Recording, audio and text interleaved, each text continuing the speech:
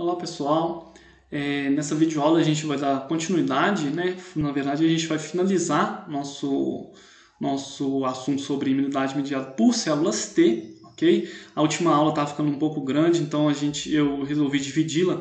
Essa aqui vai ser um pouco bem menor do que a última e a gente finaliza então falando sobre o papel dos linfócitos TCD8 na imunidade adquirida, ok? Relembrando, os linfócitos TCD8 são linfócitos que, após encontrarem aquele antígeno pela estimulação, né, daquela primeira resposta lá das células T virgem, eles vão se diferenciar em células T citotóxicas, ok? Então essa célula T citotóxica ela vai reconhecer peptídeos, assim como qualquer linfócito, ok? Associados nesse caso aqui ao MHC de classe 1, beleza? Sobre células infectadas, elas vão reconhecer então pelos seus receptores, os seus TCRs, em conjunto com aquele correceptor CD8, certo? Aqui não está representado aqui nessa figurinha aqui, ó. Então, esse reconhecimento aqui é o que a gente chama de aquele primeiro sinal, ok? Então, aqui, olha, esse reconhecimento aqui ele vai gerar uma resposta. E essa resposta vai induzir a apoptose da célula que apresentou aquele antígeno, certo? Então, os linfócitos TCD8 estão apresentando antígenos que são citosólicos, certo? Então, são aqueles antígenos que conseguiram vencer aqueles mecanismos de defesa da célula. Pode ser, por exemplo, um vírus, ou pode ser uma bactéria que rompeu o fagolisosoma, caiu no citoplasma. Então aquela célula, ela está com um agente infeccioso ali no seu citoplasma. Então essa célula, quando ela apresenta esse antígeno via MHC de classe 1 para uma célula T citotóxica, essa célula T citotóxica vai promover a sua morte celular, assim como esse reservatório da infecção, ok? Pessoal, então, o TCR e o CD8 aqui representado aqui, assim como outras proteínas sinalizadoras, que são aquele segundo sinal que a gente viu nas últimas aulas, e também essas moléculas de adesão, elas vão gerar aqui, olha, uma região aqui entre a célula T. Deixa eu até dar uma limpada aqui para ficar melhor da gente enxergar. Entre essa região aqui, olha, da célula T e a célula infectada, vai ser gerada aqui uma região que a gente chama de sinapse imunológica, certo? Então aqui a gente tem essa aglomeração de moléculas que vão estar promovendo essa adesão. Então tanto as moléculas de primeiro sinal quanto de segundo sinal, quanto as de adesão.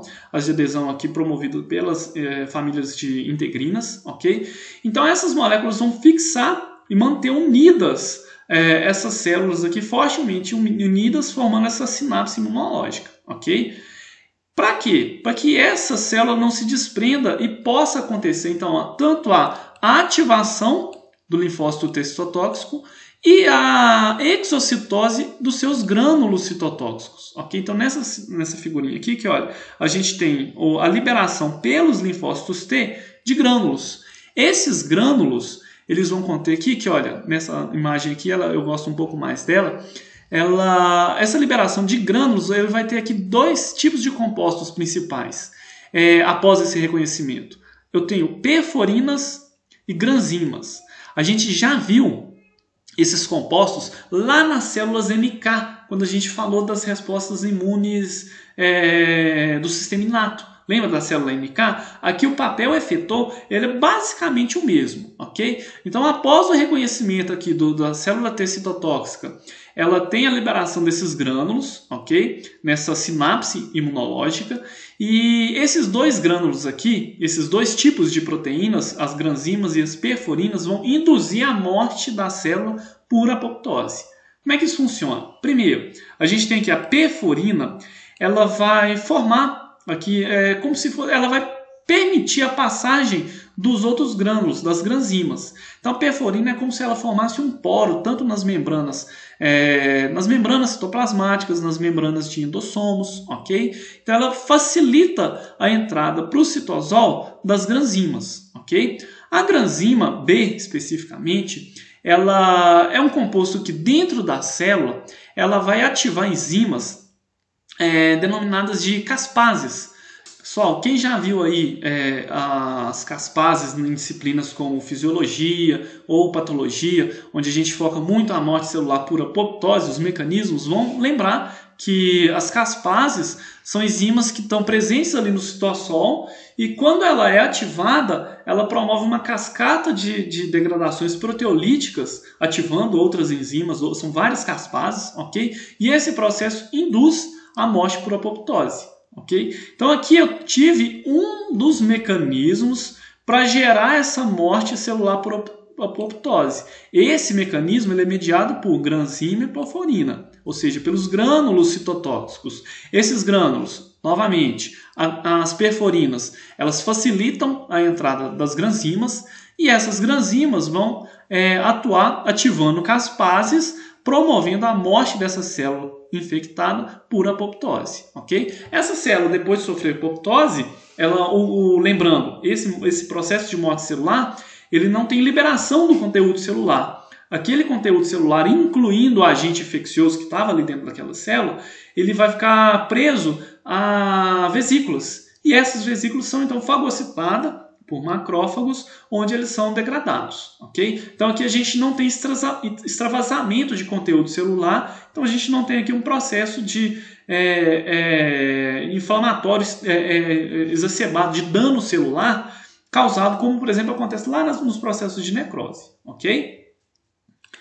Um outro tipo também de ativação pelas células T citotóxicas é quando ele é mediado por ligantes, ok? Então o linfócito T citotóxico ele também expressa um aumento de proteína de membrana, ela é denominada ligante de Fas, ok? Então esse ligante de Fas ele se liga ao componente Fas, certo? Expresso nas moléculas infectadas, ok? Então aqui esse receptor aqui ele é chamado também de indutor da morte, ok? Ou receptor da morte, e ele vai também induzir a morte da célula por apoptose, ok? Então aqui eu tenho um engajamento de dois processos. Eu tenho aqui na célula-alvo, eu tenho primeiro, e é o mais pronunciado, a morte por grânulos citotóxicos, pela perforina e pela granzima, e eu também tenho aqui o auxílio, a ativação do ligante Fas ao receptor da morte, ok? Também induzindo a morte por apoptose,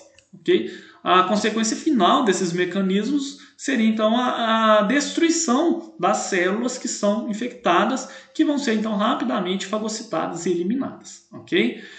É interessante a gente destacar que cada linfócito TCD8 ele age sobre um tipo celular, promove a sua morte celular e ele pode seguir adiante, certo? Promovendo a destruição de outros alvos, de outras células infectadas, beleza?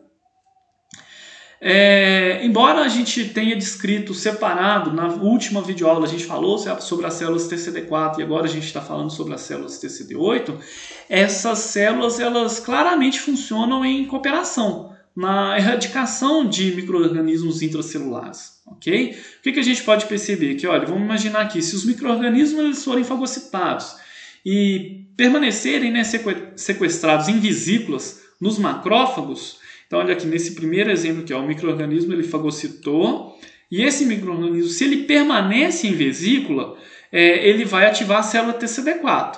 A célula TCD4 ela responde com a produção de interferon gama, ok? E também aquele ligante, né, o CD40, que se liga ao CD40 no macrófago e vai aumentar o seu poder de morte, ok? Então aqui eu tive a atuação do TCD4, beleza?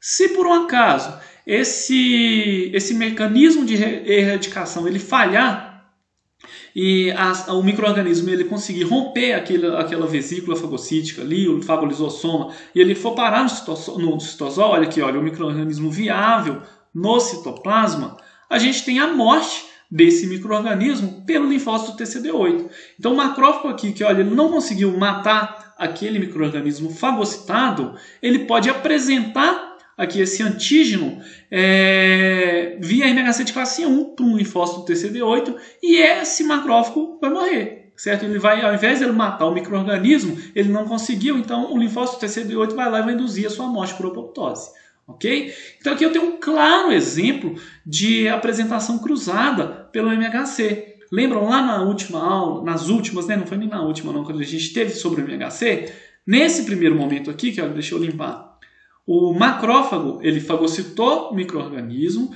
e ele aqui ele vai estar apresentando esse micro-organismo via MHC de classe 2 para uma célula TCD4, ok? A célula TCD4 efetora, ela responde ativando esse macrófago, aumentando seu potencial de morte daquele micro-organismo fagocitado.